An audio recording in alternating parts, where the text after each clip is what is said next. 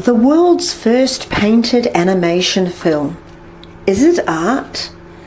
Loving Vincent is an audacious idea.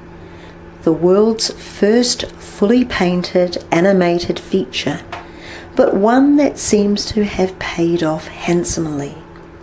It has already made considerable sums of money, with the movie particularly popular in South Korea, China and Italy, and has been nominated for Best Animated Feature at this year's Golden Globes, BAFTAs and Academy Awards.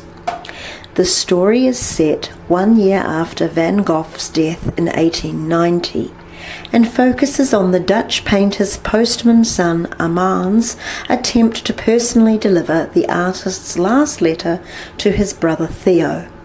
Along the way, Armand encounters a variety of people who claim to know him and recall what happened in those final days.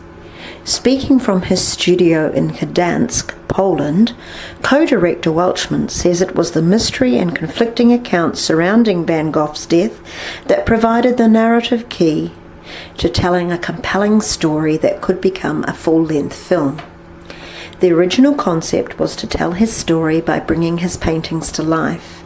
However, once they started looking into the people in his life that he painted portraits of, friends, acquaintances, the people delivering his letters, serving his food, the directors discovered what they had uncovered in the historical records about him contradicted what was written in Vincent's letters.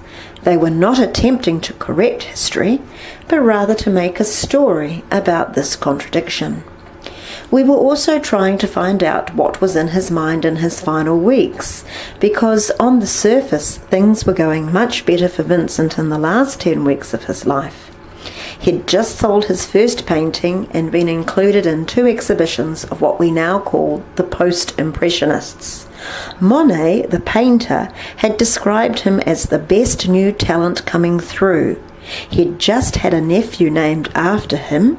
He was closer to his brother Theo than he'd been for years, and he was also physically much better. He'd stopped drinking heavily and was producing a great new work every day.